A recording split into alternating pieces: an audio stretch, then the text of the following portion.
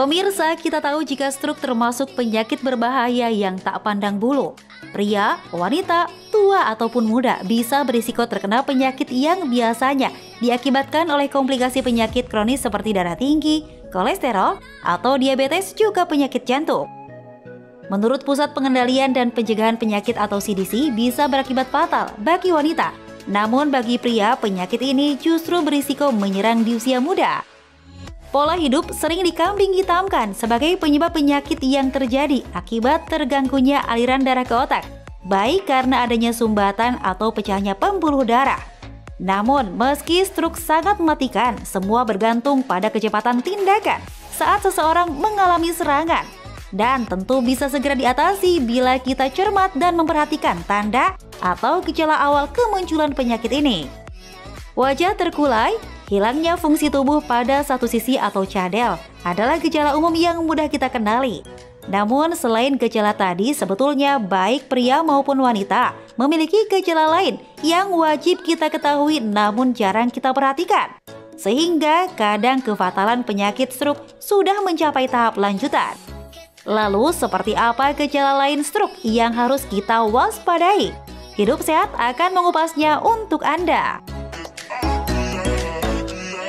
Hidup Sehat masih di Hidup Sehat TV One. Nah, tadi kita udah melihat cuplikan kalau seandainya stroke menyerang mendadak, apa ya penyebabnya? Nah, ini nih Kak, memang ada gejala-gejala yang mungkin tidak diwaspadai. Betul Jadi sekali. sekarang kita udah sama narasumber kita nih, Dokter Ziki Yombana, spesialis saraf. Halo dokter. Halo, apa kabar dok? Kita Alhamdulillah berjumpa kembali. sehat. Pagi-pagi udah seger banget ya dok? Lumayan segar. Nah, ini fakta pertama langsung ya dok ya? Boleh. Siap? Siap. Siap kita siksa ya dok ya? Siap. Oke. Nah, stroke itu menyerang terkadang tanpa gejala dok. Itu fakta atau mitos dok? Fakta. Fakta? Fakta. Kok bisa dok? Iya. Jadi kan tadi di video udah dijelasin ya, stroke itu tanda-tandanya seperti apa. Tapi di daerah otak itu kan udah ada yang namanya daerah motorik, daerah bicara, daerah sensorik, penglihatan, pendengaran, dan ada petanya itu ya. Tapi ada namanya silent area, jadi daerah di mana terjadi sumbatan tapi tidak mengenai fungsi-fungsi tadi.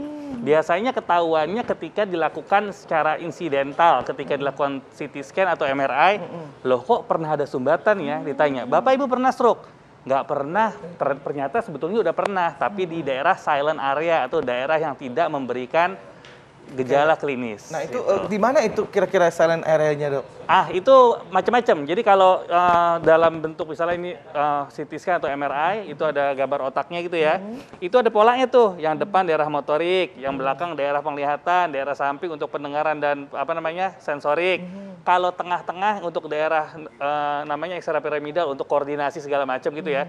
Tapi kalau di luar daerah itu, karena otak kan fungsi luas sekali itu dan fungsinya banyak. Kalau ternyata di luar daerah-daerah yang tadi, biasanya tidak memberikan gejala apapun.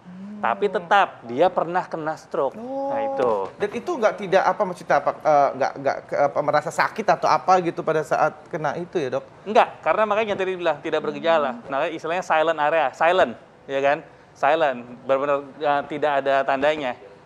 Oke, tapi dok kalau udah kena di silent area, mungkin pemirsa perlu tahu, itu berdampak panjang nggak ke depannya? Panjang. Jadi gini, siapapun yang pernah secara insidental ketahuan pernah mengalami stroke meskipun tanpa gejala, maka orang tersebut kemungkinan kena stroke di kemudian harinya lebih besar daripada orang yang belum pernah ketahuan kena stroke.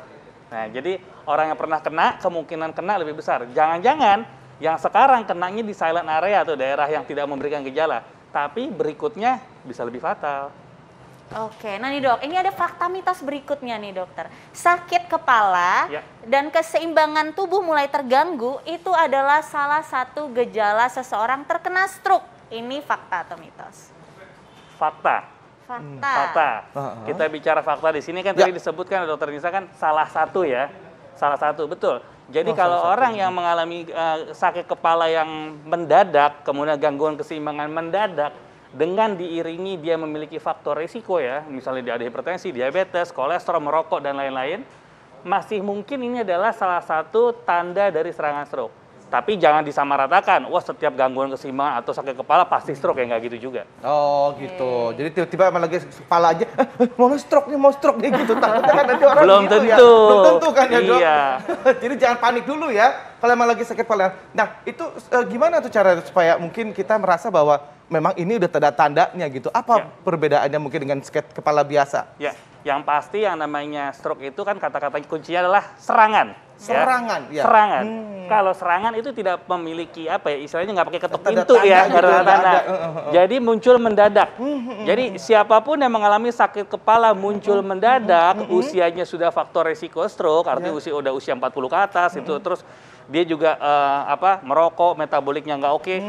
Boleh dia mikir ini stroke dulu daripada kecolongan. Nah Begitu. itu. Jadi mendadak kata kuncinya. Ya. Oke. Bagaimana dengan orang yang punya riwayat darah tinggi, dok? Ya. Nah, mungkin ada gejala tertentu nggak sih yang mungkin dirasakan? Mungkin pemirsa perlu tahu nih, dok. Ya, terkait darah tinggi. Jadi darah tinggi ini sebetulnya adalah silent killer. Tuh, saya udah berapa kali ngomong silent hari ini. Iya benar ya, ada 2 kali tadi barusan. Jadi silent silent area, killer. silent killer, Iya. Silence of the Lambs lagi nanti film.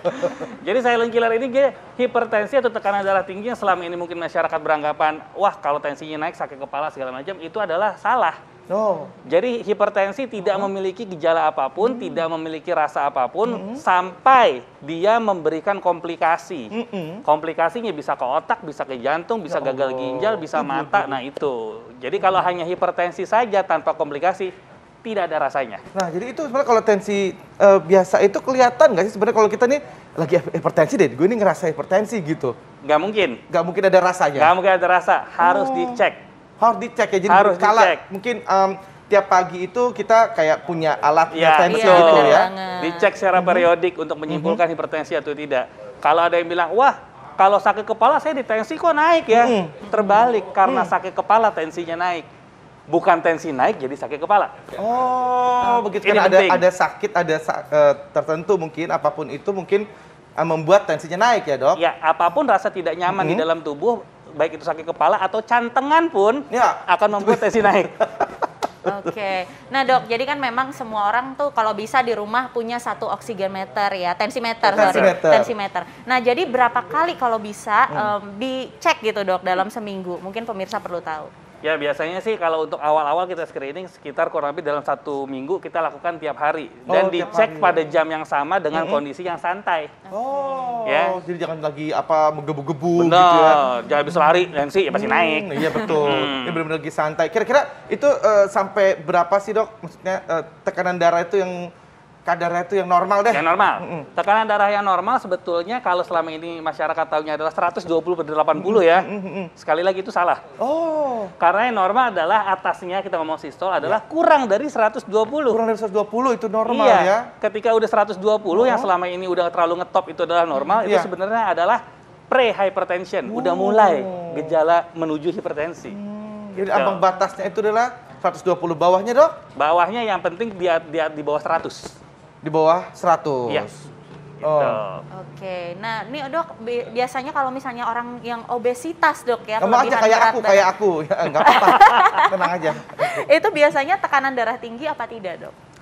Kecenderungannya ada, yaitu kita sebut namanya sindroma metabolik ya. Jadi dengan adanya lingkar perut yang lebih dari 100 biasanya gitu ya. Aduh, langsung ditutup ya, Kak, nggak nyampe ya. Saya tidak menyebut siapa-siapa ya. Tapi saya merasa tersindir dok. Itu ada resiko, tapi bukan artinya mutlak, tapi ada resiko. Jadi sebaiknya memang harus diatur dengan pola diet ya. Ya, betul, tapi emang sebenarnya sih ya sih dok, aku agak di atas tadi itu 120 dok. Kalau setiap kita ngecek tuh selalu paling tinggi. Tapi untungnya aku alhamdulillah sih kontrol gitu ya. Oke. Ada minum obatnya gitu. Nah, itu penting. Itu penting ya dok ya. Baik. Ya, ini ada lagi nih dok yang selalu menjadi pertanyaan masyarakat nih. Salah satu tanda bagian tubuh terasa kesemutan Ya. atau kebas adalah gejala stroke. Nah, ini banyak banget nih masyarakat berpikir seperti itu. Tapi dok, jangan dijawab dulu. Sesaat lagi tetap di Hidup Sehat. Halus banget sih. Itu jangan